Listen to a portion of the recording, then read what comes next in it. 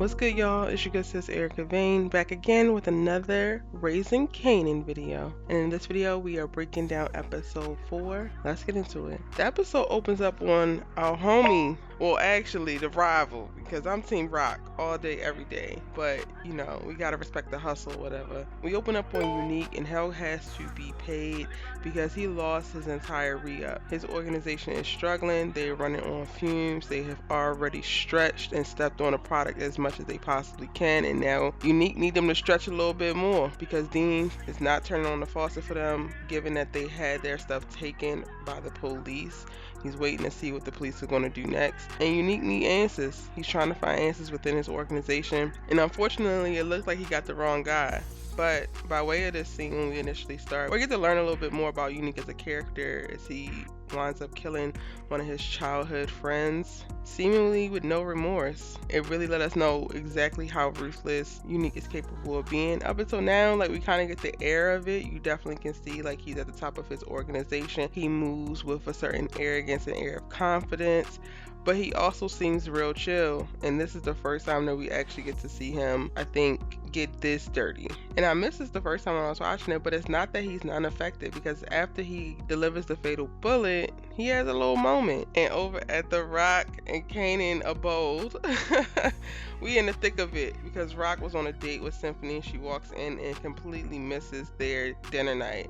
Tuesday night are for Kanan to cook for Rock, the same way Wednesday nights are for the family to get together at the diner. And though Symphony tries to smooth it over, play it off, and have them all eat again, yeah, it's definitely a problem. Kanan still ain't overseeing Symphony in his underwear. Kanan, I don't think it's over his mom actually having another guy. But we're gonna come back to Rock, Symphony, and Kanan, because she definitely has something in store for him by the end of the episode. We get to see Jukebox. I love that Nicole calls her Laverne. It's the most adorable thing ever. Anyway, we get to see Jukebox and Nicole's relationship expand a bit more. We get to see them just hanging out at Nicole's house. They start to take things to the next level physically. And we also get introduced to Nicole's parents, who are unassuming, Upper East Side, well-to-do white folks. To be expected.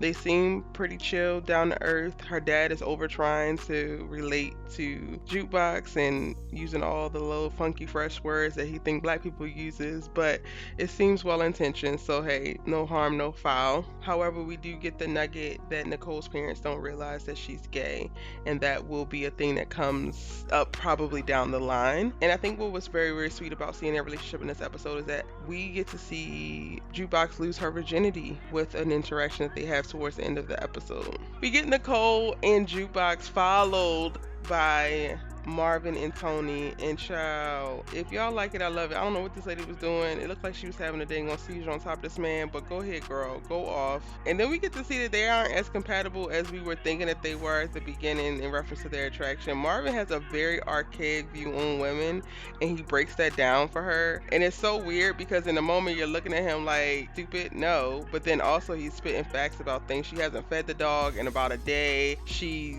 doing coke after, like, she just I don't even know what to say about Tony and Marvin. I'm gonna have to let it play out. Clearly he's not going anywhere, but they definitely had a little tiff right there, and she seems to be a little bit more into him than he is to her. But then Marvin is also just detached. I just started to think about, okay, so then maybe this is what happened with Jukebox's mom. Maybe this is why he's so estranged from Jukebox, because his little way of viewing women is not it. Overall, this episode was a much slower episode than I anticipated. I thought it was going to be more action. However, we really just get more groundwork for character development and to understand where each character is on the journey in their arc. For example, we get to see a little bit more of Lulu and his struggles, his relationship with Jessica. He pops up on Crown in the studio, and Jessica's there. Famous is recording. Jessica then parlayed this into a free studio session for Famous because she know that Crown was feeling her, so she's using it. And Lulu tries to check her on it, but she reminds him like she's going to do what she got to do for her little brother, but she's still in this. She's still very much so with Lulu, and she understands what's actually happening here, which is a very interesting shift in power when we see this conversation play out. What I love most about their conversation is that she reminded him, like, I'm not going to wait for you. He's like, well, what did you then you tell me that I could do this music thing. Yeah, but you ain't done nothing. So Crown already has a studio. Crown already has this, and that. I'm going to use that. I'm not going to wait for you to get off your behind and decide that you want to be more, you want to do more, you want to be better. And that's a powerful conversation, child. And I think it's going to be a seed that's planted in Lulu that he uses to push himself forward. And then the same thing for Rock and Symphony in this episode, by way of her really pushing for Kanan to Symphony a chance and to chill out on how he's bugging out about this whole thing. She's letting everybody know exactly how she feels about Symphony, and that's getting even deeper. If you haven't already, I did a video last week on Rock and Symphony. It's called Is Rock Falling for Symphony? Be sure to check that out. It'll be linked in the cards above in the description box down below. Check it out after this video because I go into depth in reference to what's happening between them and their relationship. And then with Kanan and Davina, they are getting closer. They're moving right along, and it seems like Davina has moved right from Buck 20 right over to Kanan. They share a little kiss in this episode right before she gets rolled up on by Unique because he wants answers. He needs to understand what's actually happening within Rock's organization, and he can see that they've gotten a little bit closer. He dangles the carrot of helping her mom get into rehab or sending her mom to rehab in front of her, and that's the reason why Davina gives up the stash house. I'm so sad that she gave up the stash house, and it was on the day that they were actually moving out. So if Marvin was a little bit more on his and found somebody else aside from Kanan to help him move the stash, because Kanan wasn't supposed to be there any damn way, they would have been fine.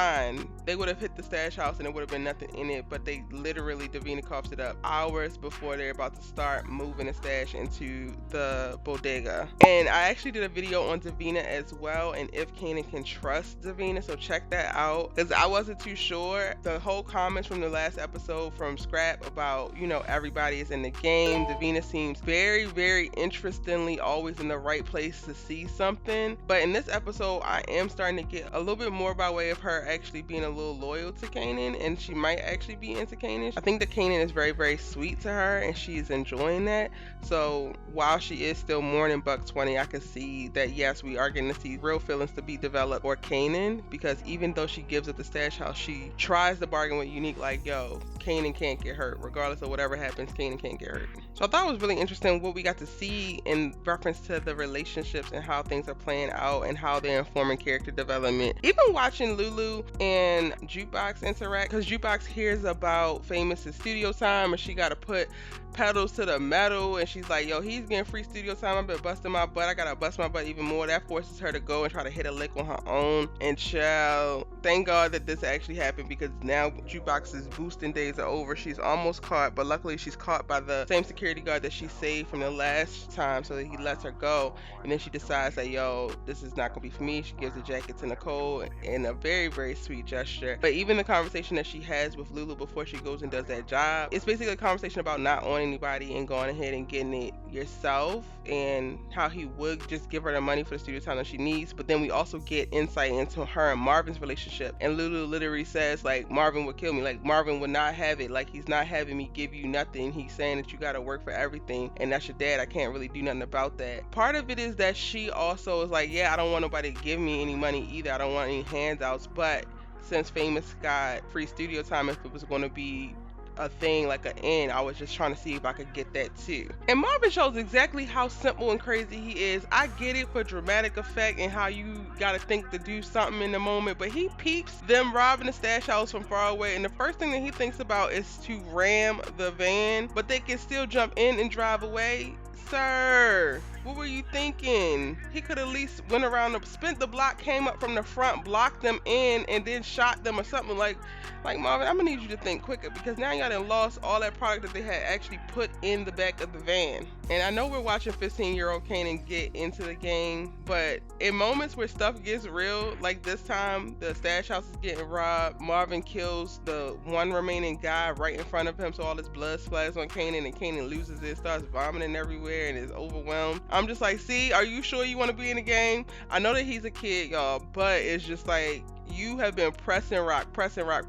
You want more responsibility. You want this, you want that. But sir, when it get real, you still get squeamish. What's going on? It's easier to shoot somebody in the back than to sit there and watch somebody get shot execution style. And y'all, back to what I said I was going to come back to with Rock Kanan and Symphony. At the end of the episode, we see that the class that Rock signed him up for is actually Symphony's class. Symphony is teaching an urban planning class at the city college, and yo, Rock be thinking. She really be thinking. After asking Kanan to give Symphony another chance, he walks in, sees that he's the teacher, and this is going to be the thing that helps parlay them to have a better relationship, or even to develop a relationship at all. But the episode don't end before Rock finds his bloody shirt under Kanan's bed. And while Marvin's gonna try to keep the stash house robbery and that Kanan was there from her, she gonna find out. Yo, that's my overall breakdown for episode 4, Don't Sleep. Powerbook 3, Raising Kanan. Again, overall, it was a slower episode in my opinion, but it was a great episode for character development. We got to learn a little bit more about everybody that matters on a more personal level. We got to see a little bit more about how they think and why they think the way they do, so that when things start to go crazy, like when more action comes into play, we're going to really be able to understand why people are making the decisions that they're making. If you're new here, I'm your girl Erica Vane, breaking down Powerbook 3, Raising Kanan every single day, coming to you with a new video. Be sure to hit the subscribe button, join the tribe so that you don't miss an upload. You're right here whenever I upload a new video. If you missed any of my Powerbook 3 Raising Kanan videos thus far, I have my playlist link for you right here, so you can go ahead and catch up, as well as each of the videos that I already mentioned in the video, linked in the description box down below. If you're looking for updates on Powerbook 4 Force, I got that playlist for you right here, and my recaps from Powerbook 2 Ghosts are also right here, so anything Power Universe related you can jump into right on the screen or check out on the channel. It's your girl Erica Vane, and I'm gonna see you in my next one tomorrow. Bye.